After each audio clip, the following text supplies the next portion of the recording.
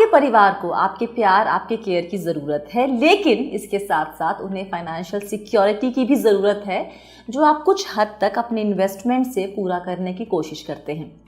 लेकिन अगर आप ही ना रहे तो आपके काम आएगा टर्म प्लान। आपको पता है, अपने परिवार की फाइनेंशियल सिक्योरिटी इंश्योर करने का सबसे आसान, सस्ता और मोस्ट इफ़िशिएंट तरीका है टर्म प्लान। और ये टर्म प्लान हम पूरी ज़िंदगी में 1 या 2 बार ही खरीदते हैं। और क्योंकि ये प्लान आपकी फैमिली के लिए सुपर इम्पॉर्टेंट है, तो ज़रूरी है कि सही प्लान लिया जाए। आज के वीडियो में आपको सही टर्म प्लान कैसे लेना है, यही बताया जाएगा। टर्म इंश्योरेंस लेने से पहले आपको खुद से कुछ सवाल करने चाहिए। क्या आपको टर्म प्लान की ज़रूरत है? इस सवाल के जवाब में आपको खुद से कुछ और सवाल करना होगा, जैसे क्या कोई आपके ऊपर फाइनेंशियली निर्भर है? अगर जवाब हाँ में है तो बस उसी वक्त आपको टर्म इंश्योरेंस लेना ही है। क्या आपने कोई बड़ा लोन लिया है, जैसे होम लोन या फिर बिजनेस लोन? अगर जवाब में फिर हाँ आ रहा है तो टर्म इंश्योरेंस ज़रूर लें, ताकि कल को आपके ना रहने पर उस लोन का बर्डन आपके परिवार पर ना पड़े। तीसरा सवाल, क्या आपने अपने परिवार की सभी ज़रूरतों को पूरा करने के लिए कॉर्पस एक्यूमुलेट किया, यानी पैसे जोड़े हुए हैं या नहीं? अगर जवाब नहीं में है तो आपको टर्म प्लान लेना है। और एक बात, हो सकता है कि अभी आपके ऊपर कोई फाइनेंशियली निर्भर ना हो, लेकिन अगले 1-2 साल में शादी का प्लान हो, फैमिली प्लानिंग का सीन हो, तो भी आप अभी टर्म प्लान ले सकते हैं। इसकी 2 वजह हैं। एक तो कम उम्र में प्रीमियम कम पड़ेगा, साथ ही हमारी जो लाइफस्टाइल है ना आजकल की, पता नहीं कब कौन सी बीमारी सर उठा ले। और अगर कोई ऐसी ही लाइफस्टाइल से जुड़ी बीमारी जैसे डायबिटीज़ या हाई कोलेस्ट्रॉल पकड़ में आ गई तो प्रीमियम ठीक ठाक, इनफैक्ट बहुत ज़्यादा बढ़ जाएगा। अब जब ये पता चल गया है कि टर्म प्लान लेना है, तो अगला सवाल आएगा कि कितना कवर लेना है। कवर का मतलब आपके ना होने के हालात में परिवार को कितना पैसा मिले, ताकि आने वाले कुछ सालों में उनकी सभी फाइनेंशियल ज़रूरत पूरी हो सके। देखिए, कवर कैलकुलेट करने का थंब रूल है, अपनी सालाना कमाई का 10 से 15 गुना रकम कवर के तौर पर लें। लेकिन ऐसा करने से एक दिक्कत ये हो सकती है कि शायद आप कम कवर का टर्म प्लान ले लें। इसलिए कवर तय करने के लिए कुछ बातें आप ध्यान में रखिए। पहली बात, लाइफस्टाइल बनाए रखने के लिए शॉर्ट टर्म खर्चे जैसे बेसिक ज़रूरतें और मंथली खर्च, इसे हम लिविंग एक्सपेंस भी कह सकते हैं। दूसरी बात, लंबे वक्त के फाइनेंशियल लक्ष्य जैसे बच्चों की पढ़ाई, शादी, रिटायरमेंट के बाद के लिए पार्टनर के खर्चे। तीसरी चीज़, जायज़ा लें अपने लोन का, जैसे घर के लिए लोन लिया है, गाड़ी के लिए लोन लिया है, पढ़ाई के लिए कोई लोन लिया हुआ है। और अंत में आपको ये भी देखना है कि आपके पास कुल सेविंग्स कितनी है, इक्विटी में, सेविंग अकाउंट में, ईपीएफ में, पीपीएफ में, वगैरह वगैरह। अब पहले की जो 3 बातें बताई हैं, उसको, वो जो नंबर आपके सामने आया है उसको ऐड करें, और इसमें से आखिरी वाला जो पॉइंट है ना, यानी आपका जो सेविंग वाला पॉइंट, उसको हटा दीजिए, तो आपको अपने कवर का आइडिया मिल जाएगा। जब ये नंबर आपके सामने होगा तो खुद से एक सवाल कीजिए, अभी के लिए तो ये नंबर सही लग रहा है, लेकिन क्या आज से 10-15 साल के बाद भी ये नंबर या जो कवर का अमाउंट आया है आपके परिवार के लिए सफिशिएंट होगा? अगर जवाब आता है नहीं, तो आपके पास 2 विकल्प हैं। एक, कुछ साल के बाद नया टर्म प्लान लेने का, इसमें आपको फिर से सारा प्रोसेस करना होगा। दूसरा ऑप्शन है इंक्रीजिंग कवर ऑप्शन लेने का, जो ऐसे केस में एक बेहतर विकल्प हो सकता है। अब जब कवर अमाउंट भी तय कर लिया है, तो एक और उलझन, कितने सालों के लिए टर्म प्लान लेना चाहिए? जवाब बहुत आसान है, उस उम्र तक जब तक आपको लगता है कि आपके ऊपर कोई फाइनेंशियल जिम्मेदारी नहीं होगी। मान लीजिए कि आपकी उम्र फ़िलहाल है 35 साल, तो आप 60-65 साल तक की उम्र के लिए टर्म प्लान ले सकते हैं, क्योंकि तब तक आपके लोन्स वगैरह चुक जाएंगे, बच्चे भी फाइनेंशियली इंडिपेंडेंट हो जाएंगे, और आपने अपने निवेश से एक बड़ा कॉर्पस एक्यूमुलेट कर लिया होगा, जो आपके पार्टनर के रिटायरमेंट लाइफ के लिए काम आ जाएगा।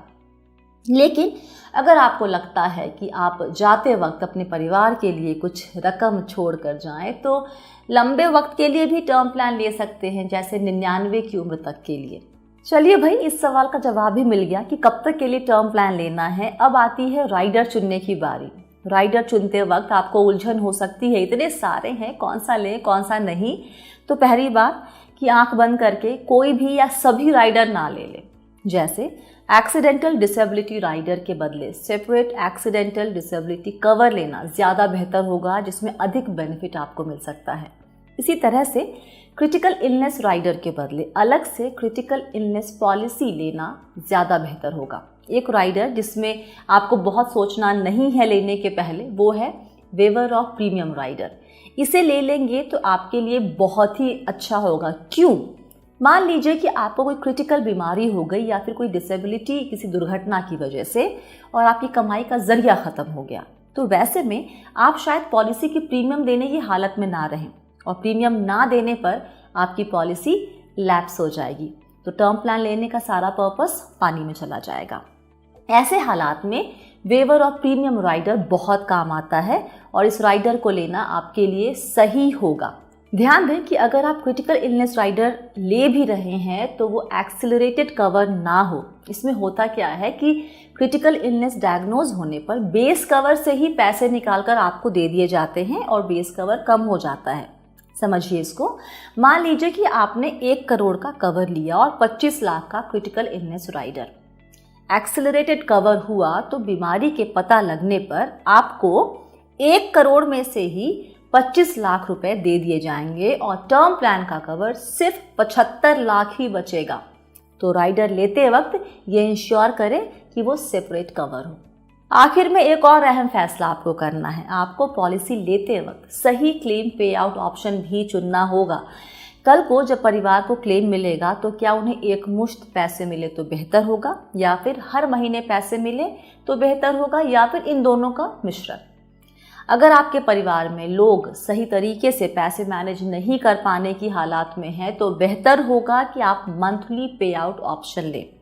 पता चला कि लमसम पैसा मिला परिवार को और हम कहते हैं ना कि गांव बसा नहीं कि लुटेरे आ गए।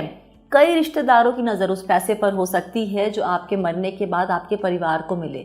इसलिए ज़रूरी है कि आप अपने परिवार को इन लालची रिश्तेदारों से बचाने का उपाय भी पे आउट ऑप्शन चुनते वक्त ध्यान में रखें।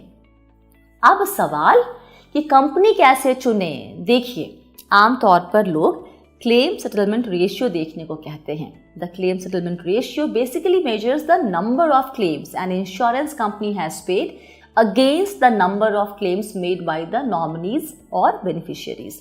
जैसे अगर किसी कंपनी का CSR 98% है तो इसका मतलब है कि अगर 100 क्लेम आए हैं 1 साल में तो कंपनी ने 98 क्लेम सेटल किया है।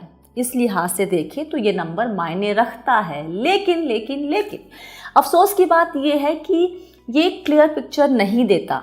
मतलब ये कि it does not give any insight into the quality of claim experience your family will get। दूसरी बात, ये नंबर पूरे इंश्योरेंस प्रोडक्ट को लेकर कैलकुलेट किया जाता है, तो इसमें आपको ये नहीं पता चलता कि सिर्फ टर्म प्लान का CSR क्या है। तो आप सिर्फ CSR नंबर मतलब क्लेम सेटलमेंट रेशियो ये देखकर कंपनी नहीं चुनेंगे। आप देखें कि कंपनी कितने सालों से बाजार में है, कितने साल से इंश्योरेंस के धंधे में है, उनकी फाइनेंशियल स्ट्रांग है कि नहीं, और साथ ही आप उस कंपनी के साथ कंफर्टेबल है या नहीं। जब हमें लेना था तो हमने नई कंपनी के बजाय पुरानी और बड़ी कंपनी चुनी, भले ही प्रीमियम थोड़ा अधिक देना पड़ा। लेकिन the only thing that will guarantee that your family is paid the claim amount is a diligently filled form giving very specific detail with utmost accuracy। देखिए, इंश्योरेंस प्रपोजल फॉर्म सबसे अहम दस्तावेज होता है जिसमें भरे गए डिटेल के मुताबिक आपको कवर दिया जाता है। आप जो भी डिटेल भरते हैं क्लेम की नौबत आने पर उसे डिटेल में स्क्रूटिनाइज किया जाता है। तो मेक श्योर कि आप जो जानकारी दे रहे हैं वो सही हो।